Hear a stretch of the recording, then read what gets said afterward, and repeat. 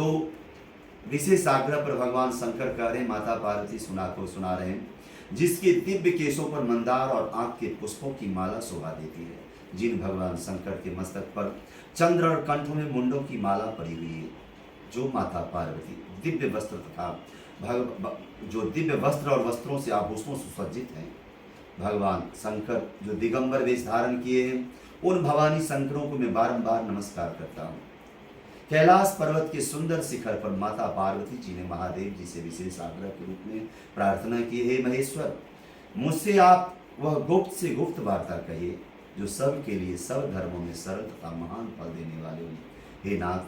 यदि आप भली भांति प्रसन्न हैं तो आप उसे मेरे सम्मुख प्रकट कीजिए। हे जगन्नाथ, आप आदि मध्य अंत से रहित है, आपकी माया को कोई पार नहीं पा सकता है। आपको मैंने किस भांति प्राप्त किया, कौन सी ऐसी व्रत तप दान पुण्य फल आदि मुझको वर के रूप में मिले, सो आप कृपा करके मुझे बताएं। महादेव जी बोले, हे देवी यह सुनो, मैं तेरे सम्मुख उस व्रत को कहता हूँ जो परम गुप्त है। जैसे तारागणों में चंद्रमा, ग्रहों में सूर्य और वर्णों में ब्राह्मण, देवताओं में गंगा, पुराणों में महाभारत और वेदों में सामवेद, इंद्रियों में मन श्रेष्ठ है, वैसे ही पुराण में और वेद सब में जो इसकी वर्णन आया है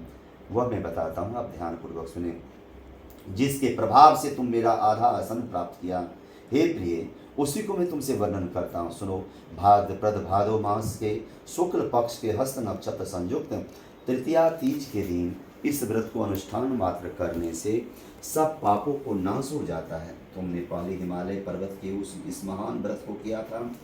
हिमालय पर्वत पर इस महान व्रत को किया था जो मैं तुम्हें सुनाता हूँ। पार्वती जी बोली, हे प्रभु, इस व्रत को मैंने किस लिए किया था, मैं अज्ञान हूँ, आप मुझे बताएं, यह मुझे सुनने की इच्छा है, सो आप कृपा करके मुझे बताएं। शंकर जी बोले, आर्यावर्त के हिमालय नाम का एक महान पर्वत है, जहाँ अनेक प्रकार की भूमि और अनेक प्रकार के वृक्षों से सुशोभित है, जो सदैव बर्फ से ढके हुए तथा गंगा की कल कल ध्वनि से शब्दायमान रहता है। पार्वती जी, तुमने बाल्यकाल में उसी स्थान पर परम तप किया था, जल 12 वर्ष तक जल में रह करके, फिर उसके बाद वैशाख मास में अग्नि में प्रवेश करके तप किया, श्रावण मास में बाहर खुले स्थान में, यहाँ तक कि 14 वर्ष तक बेलपत्र खा करके तपस्या किए, तभी माता पार्वती का नाम अपर्णा